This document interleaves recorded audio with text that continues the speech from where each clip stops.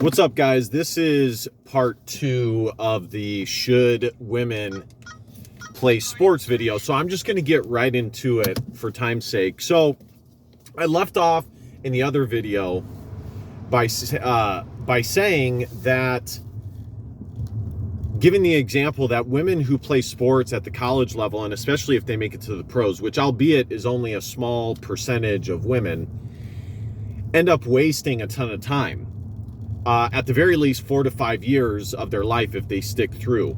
And you can even argue that that's the case in high school because if girls continue to play sports up through high school, that means that they have a certain level of desire for that sport and they are putting a certain amount of time in that sport.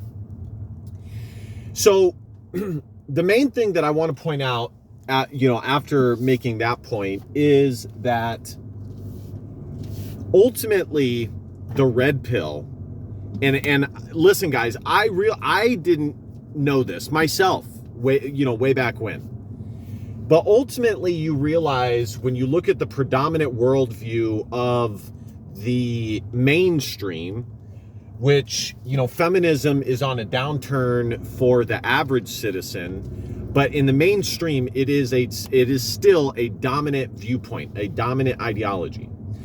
And what is the crux of the foundation of feminism? Well, it is the tearing down of gender roles, which means that it is the tearing down of the natural order, especially from a Christian biblical point of view.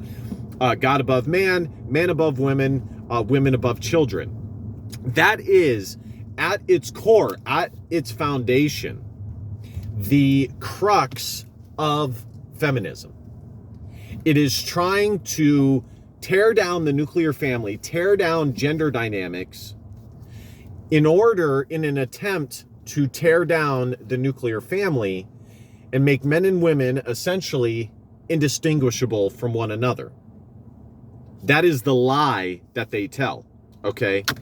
So when you realize that, you start to look at everything else, including something like sports, women playing sports, and you think to yourself, well, dang, it's not biologically advantageous for them to play sports because they're wasting their biological clock. But even that is coming from a viewpoint of a natural order, of a natural state of being for men and women. And of course, the goal of feminism is to tear that down. So when you realize that, it's not so far-fetched to think that either consciously or unconsciously, feminism has used sports for women in another attempt to make women indistinguishable from men and vice versa. And the thing is like, I understand why for some people this might be like a far-fetched situation, because for the average person,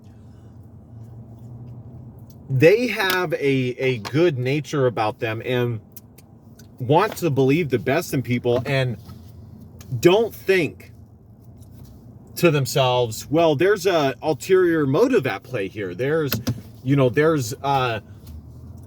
underlying desires for why this is what it is. So I think average human beings think to themselves, well, this just is. It's just, a natural thing.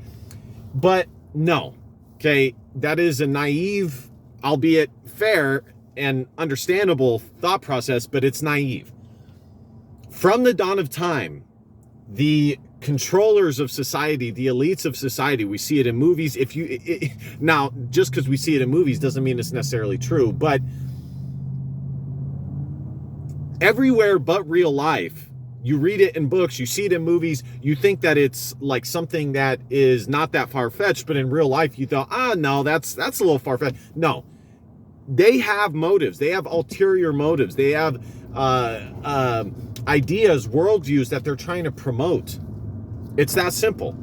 So, with all of that said, the fact, and then on top of that,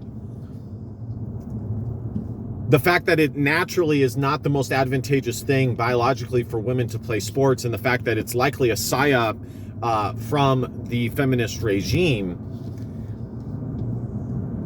I made a video a while back about the transgenderism thing going into women's sports, and how, Outkick the coverage and Fox, like, they want, everyday conservatives to be super up in arms about it. And I made a video stating I'm not going to be that person, because the same thought process that allows for this whole bad bitch, anything you can do, I can do better, like, mindset, is the same worldview that lends itself to tees getting involved in women's sports. And honestly, coming from my worldview, where I believe in the natural order of things, it kind of works itself out, because I don't want women to be like men. I want men to be men and women to be women. So for me, it's kind of a situation where it's like, this is kind of working itself out, where we kind of have like a 1A, 1B situation in the highest levels of sports, where it's all men across the board, but one just pretends and the other is, legit, but it's a 1A, 1B, and it's biological men across the board who are playing these sports. And that will kind of naturally push women away from sports and get them more towards their natural state of being, which is what I am for. I am for women living in their feminine, in their natural way, their natural inclinations. So I may do a part 3 if I decide to speak on this more. But for me, if I had a sister or a young daughter, I would not push them towards sports. The only way that I would be okay with it, like I said, if I had a sister that was of that age, or a young daughter, is if they did it purely for like fun and to get some like exercise benefits, but didn't take it too seriously, had zero aspirations of devoting a ton of time to it, or going to college, or even play, maybe they could play high school if they were naturally gifted enough. But even then, I would be like, I don't know. But definitely not college. Definitely not, I would only be okay with it if they did it more just for fun and for an exercise thing. But at the end of the day, you can do all the exercise type things without playing sports.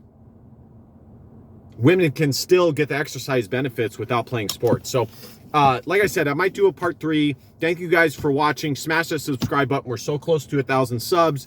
Like, comment, share. You guys know the drill. DBAP, don't be a pussy, will on facts or feelings, because your feelings just don't matter. Love you, kings. Christ is king. See you guys next time. Peace.